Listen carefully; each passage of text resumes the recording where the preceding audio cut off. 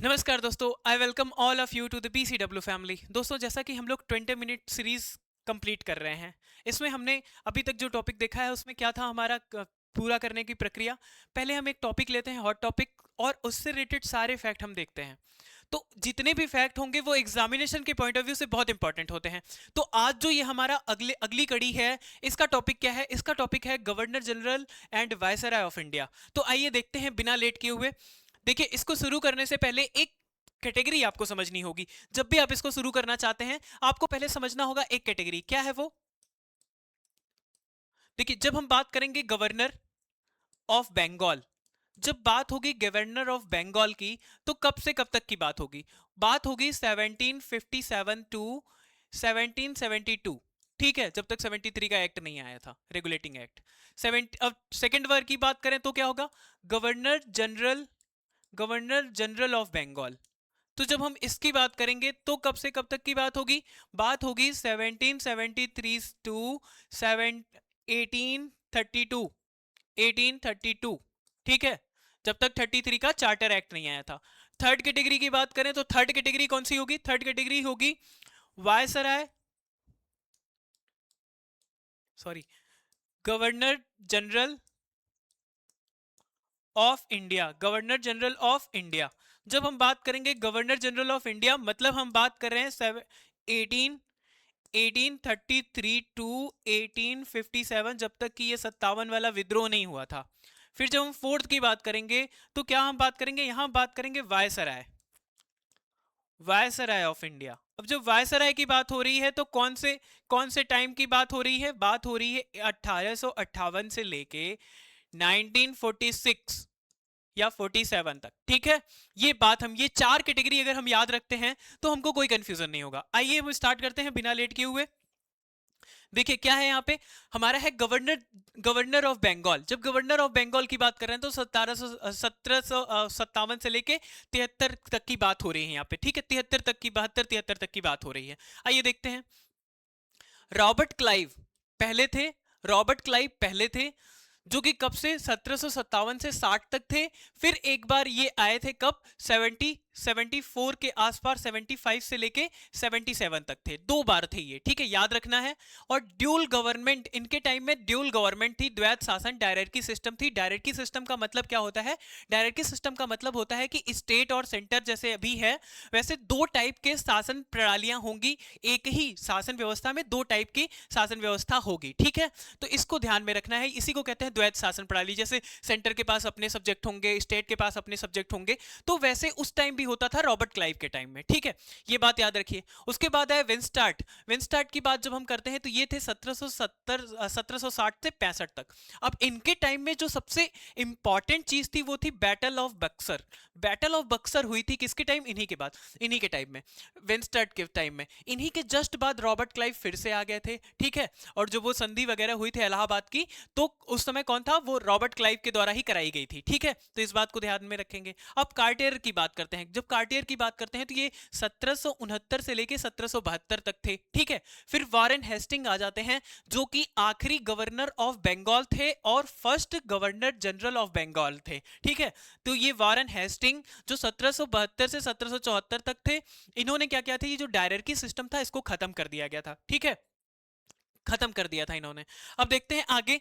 अब governor general of Bengal की बात होगी, जो कि पहले कौन थे? गवर्नर जनरल वारेन हेस्टिंग थे। ठीक है, ये बंगाल के गवर्नर जनरल थे पहले। अब इनके टाइम में क्या हुआ? रेगुलेटिंग एक्ट आया। कौन सा रेगुलेटिंग एक्ट? 1773 आया, 1773 आया। ठीक है, इसके बाद हम बात करते हैं चार्ल्स विल्किंस ने। चार्ल्स विल्किंस ने क्या किया था? चार्ल्स विल्किंस ने क्या किया था? गीता के प्रथम अंग्रेजी अनुवाद, मतलब गीता की एक भूमिका तैयार की थी। इंट्रोडक्शन को क्या किया था? पहले इंग्लिश ट्रांसलेशन किया था गीता का। ठीक है, गीता के इंट्रोडक्शन का पहला वो किया था, ट्रांसलेशन किया था। किसने? चार्ल्स विल्किंस ने।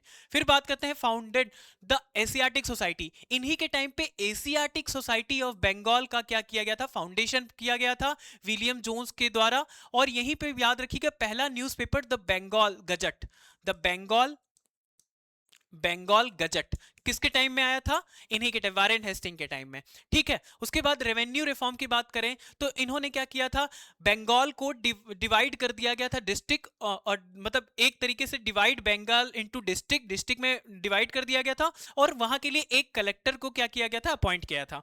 फिर देखते हैं जुडिशियल रिफॉर्म की बात करें तो यहाँ पे state level, sorry district level पे दीवानी और फौजदारी अदालत की नींव रखी गई थी।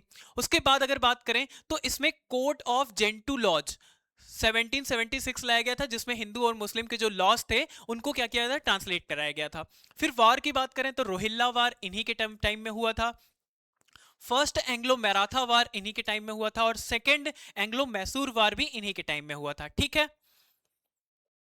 आगे चलते हैं। अब बात करेंगे लॉर्ड कॉर्नवालिस की। लॉर्ड कॉर्नवालिस की जब बात करते हैं तो ध्यान देने वाली बात यह है कि first person to codify laws, जब पहले ऐसे आदमी थे जिन्होंने लॉ को क्या किया था, कोडिफाई किया था 1793 में, ठीक है। उसके बाद इन्होंने क्या किया था, राजस्व और न्याय प्रशासन को अलग कर दिया गया था, मतलब जो रेवेन्यू एडमिनिस्ट्रेशन था और जस्टिस से उसको क्या किया था, अलग कर दिया था। फिर इन्होंने पहले जज का ये जो पद था इसको सृजित किया था, ठीक है, इसको सृजित किया था। अच्छा, एक बात और ध्यान में रखेंगे 1774 के टाइम में कि इसी समय सुप्रीम कोर्ट, इसी समय क्या हुआ था, 74 में ही क्या हुआ था, सुप्रीम कोर्ट की भी नींव रखी गई थी, ठीक है, बंगाल में। उसके बाद यहां पे देखिए, और इसकी जो पहली जज थी वो कौन थी, कमेंट करके बताइए, ठीक है, इम्पे थी वो, पूरा नाम बताइए कमेंट करके।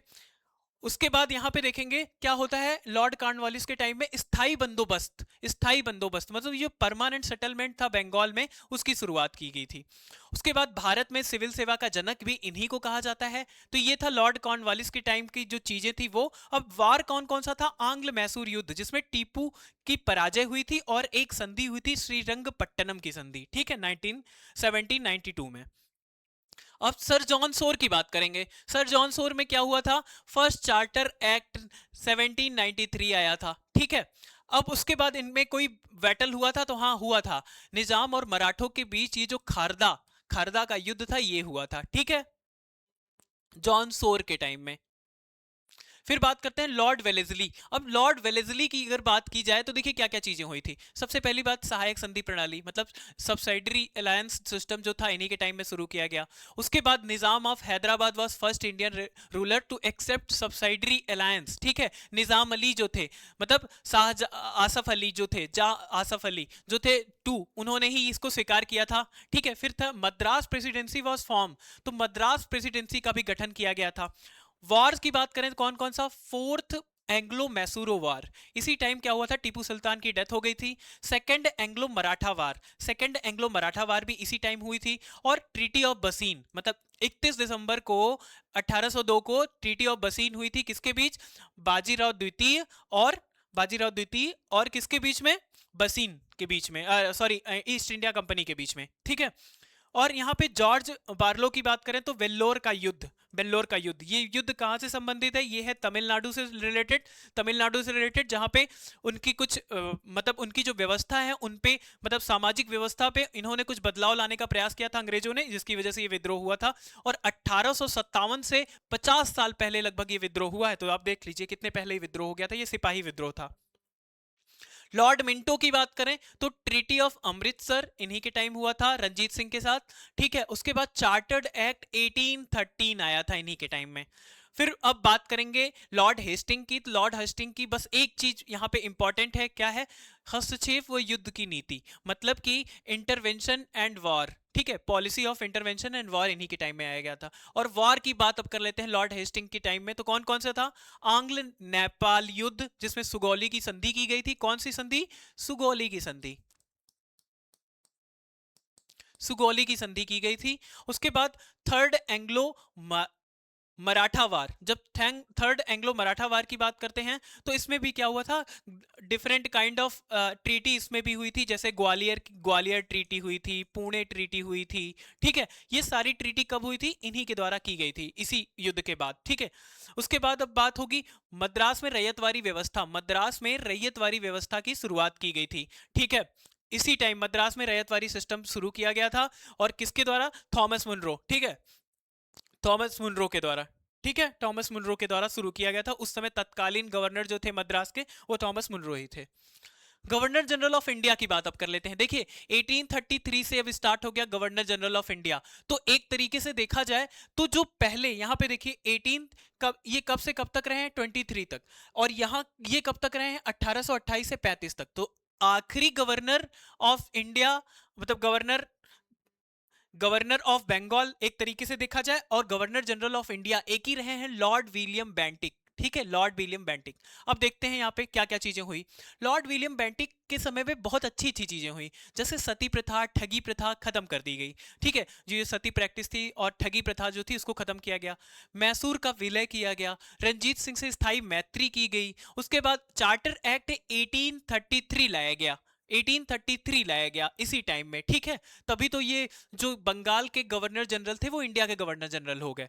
उसके बाद और क्या चीजें हुई, उसके बाद ये भी ध्यान में रखना है कि इनके टाइम में ऐसे ऐसे सुधार हुए जिनसे क्या हुआ कि भारत के SRRM मतलब सोशियो रिलीजियस रिफॉर्म मूवमेंट को हवा मिली। ठीक है, यहीं से। फिर चार्ल्स मेटकाफ की बात करते हैं। चार्ल्स मेटकाफ के टाइम पे कुछ नहीं हुआ था, बस प्रेस को फ्रीडम मिल गया था। ठीक है, प्रेस को फ्रीडम मिल गया था। Pass the press law which liberated the press in India. ठीक है, तो ये काम हुआ था। उसके बाद ऑकलैंड की बात करें तो कुछ नहीं, आंग्ल अफगान युद्ध हुआ था पहला। ठीक है, फिर बात करेंगे लॉर्ड एलनब्रो की। तो लॉर्ड एलनब्रो के टाइम में क्या हुआ था, अफगान युद्ध खत्म हो गया था, सिंध का विलय हो गया था, वॉर ऑफ ग्वालियर स्टार्ट हो गया था। फिर एबोलिस्ट स्लेवरी, दास प्रथा को खत्म कर दिया गया था इन्हीं के टाइम में। बहुत इंपॉर्टेंट है, इसको ध्यान रखिएगा। ठीक है, आगे चलते हैं। लॉर्ड हार्डिंग के टाइम में क्या हुआ था, लॉर्ड हार्डिंग जो फर्स्ट थे उनके टाइम में ये हुआ था कि फर्स्ट एंग्लो सिख वार ये हुआ था। फिर treaty of Lahore in the Sikh sovereign, तो ये जो थी ट्रीटी ऑफ लाहौर कब हुई थी, हार्डिंग के समय, और फर्स्ट एंग्लो वार भी हार्डिंग के समय हुई थी। इन्होंने क्या किया था, अंग्रेजी शिक्षित भारतीयों को वरीयता दी। ठीक है, आगे चलते हैं। अब लॉर्ड डलहौजी की बात करेंगे। देखिए लॉर्ड डलहौजी बहुत इंपॉर्टेंट है इस मामले में। आइए देखते हैं इन्होंने क्या क्या चीजें की हैं। जैसे एबलिश टाइटल एंड पेंशंस, जो उपाधियां और पेंशन थी विभिन्न विभिन्न लोगों के या अन्य अन्य स्टेट से जो लोग आते थे उनके लिए, इसको उन्होंने खत्म कर दिया था। ठीक है, फिर उन्होंने क्या किया, जो विधवा पुनर्विवाह था वो इन्हीं के टाइम में लाया गया था। विधवा पुनर्विवाह इन्हीं के टाइम में लाया गया था। ठीक है, इंट्रोडक्ट इन्हीं के टाइम में इंट्रोडक्ट किया गया था। उसके बाद वार एंड एनेक्सेशन की बात करते हैं तो क्या क्या किया गया, आइए देखते हैं। डॉक्ट्रिन ऑफ लेफ्ट इंट्रोड्यूस्ड इन्हीं के टाइम में किया गया था। व्यवगत का सिद्धांत, क्या क्या चीजें हुई थी इसमें, सतारा को 48 में, जैतपुर और संबलपुर को 49 में, और भगत, ये जो भगत है उदयपुर को उसको 50 में, और इसको कब करते हैं इन्होंने कब लिया था अधिग्रहण में, 1852 में, झांसी को 53 में, नागपुर को 54 में। इससे पूछता है कि ये जो हड़प नीति थी इसमें कौन कौन से किस किस को शामिल किया गया था, कब कब, ये आपको पता होना चाहिए। उसके बाद सेकंड एंग्लो सिख वार की बात करते हैं तो द्वितीय आंग्ल सिख वार और पंजाब विलय कब हुआ था, इन्हीं के टाइम में हुआ था, लॉर्ड डलहौजी के टाइम में। सेकंड एंग्लो बर्मीज वार भी कब हुआ था, इन्हीं के टाइम में हुआ था। द्वितीय आंग्ल बर्मा युद्ध, फिर एनेक्सेशन ऑफ बिरार, जो बिरार था उसका विलय भी इन्हीं के टाइम में हुआ था। ठीक है, आगे चलते हैं। एनेक्सेशन ऑफ अवध बहुत इंपॉर्टेंट है, पूछा जा सकता है कि एनेक्सेशन ऑफ अवध किसके काल में हुआ था, तो लॉर्ड डलहौजी में, आपको पता होना चाहिए 56 में। ठीक है, 56 में। ये क्या थे, इन्हीं के बाद फिर देखिएगा अभी जब बदलाव आएगा तो उसके बारे में भी बात करेंगे। फिर इन्होंने क्या किया था, गैर जो नियमित क्षेत्रों में केंद्रीकृत नियंत्रण किया था, जैसे centralised control in non regulation territories इन्होंने किया था। फिर गोरखा रेजिमेंट का गठन किया था इन्होंने। ठीक है, गोरखा रेजिमेंट का गठन किया था इन्होंने। एजुकेशनल जो रिफॉर्म रहे हैं वो क्या क्या थे, थॉमसन प्रणाली की सिफारिश मतलब recommended Thomson system of vernacular education. Wood's despatch किसके टाइम में आया था, बहुत इंपॉर्टेंट है, डलहौजी के टाइम में आया था, देख लीजिए डलहौजी के टाइम में आया था। उसके बाद बात करते हैं opening of Anglo vernacular school and government colleges, आंग्ल देशी विद्यालय व सरकारी कॉलेज खुला इन्हीं के टाइम में। और रुड़की में इंजीनियरिंग कॉलेज की स्थापना, ये बहुत इंपॉर्टेंट है, रुड़की में इंजीनियरिंग कॉलेज की स्थापना डलहौजी के टाइम में हुआ था। अब पब्लिक वर्क्स क्या क्या रहे इनके टाइम में, 1853 में आप सभी को पता है मुंबई से थाने वाली वो जो रेलवे है वो प्रारंभ हुई। फिर क्या है, इन्हीं के टाइम में इलेक्ट्रिक टेलीग्राफ सर्विस भी स्टार्ट हुई थी, टेलीग्राफ सर्विस भी स्टार्ट हुई थी जो कि बाद में यूरोप से भी कनेक्ट हुई। ठीक है, पहले थोड़ी दूर के लिए, फिर यूरोप से भी कनेक्ट हुई। Let the basis of the modern postal system 1854।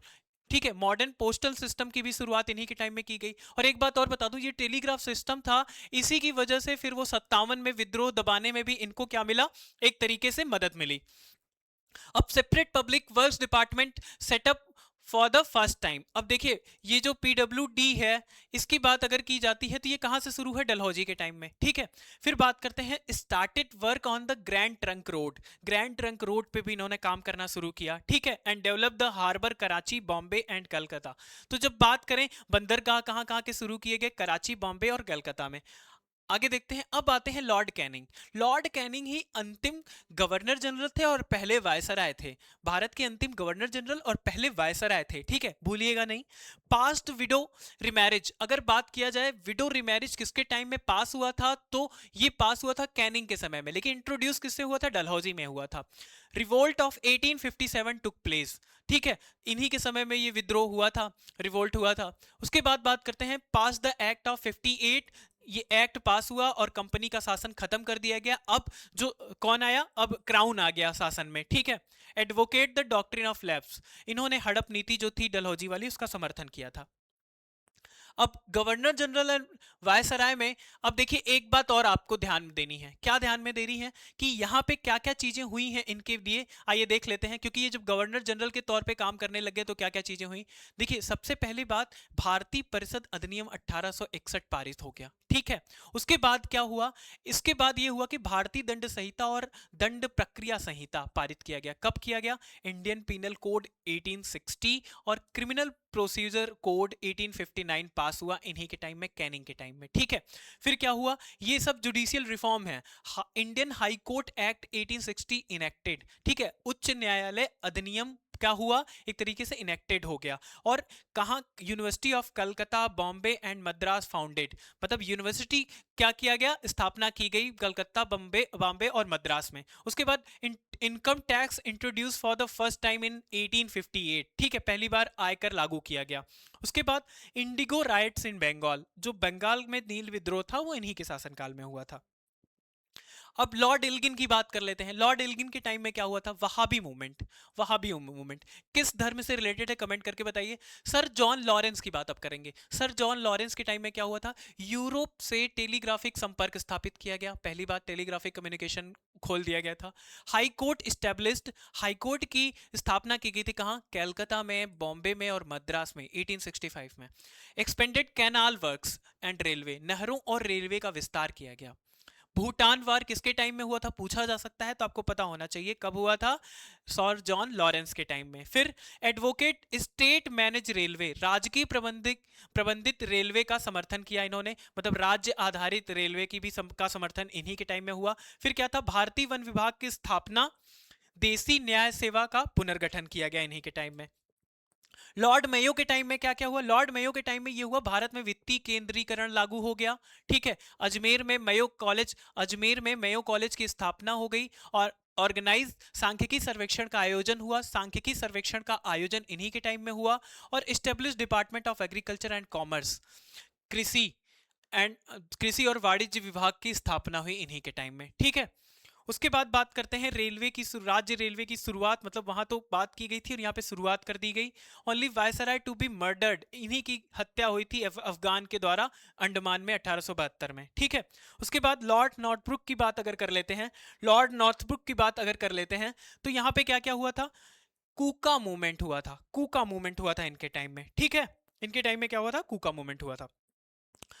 उसके बाद, अब इसके बाद जो हम बात करेंगे, लॉर्ड लिटन की बात करेंगे। लेकिन देखिए अभी के लिए हम इसको 2 पार्ट में कवर करने वाले हैं, इसलिए अभी के लिए इतना ही। अगर आपको इतना पसंद आया हो तो आप कमेंट करके बताइएगा, बाकी का सेकंड वीडियो में हम आगे का देख लेंगे। तो आप सभी का बहुत बहुत धन्यवाद।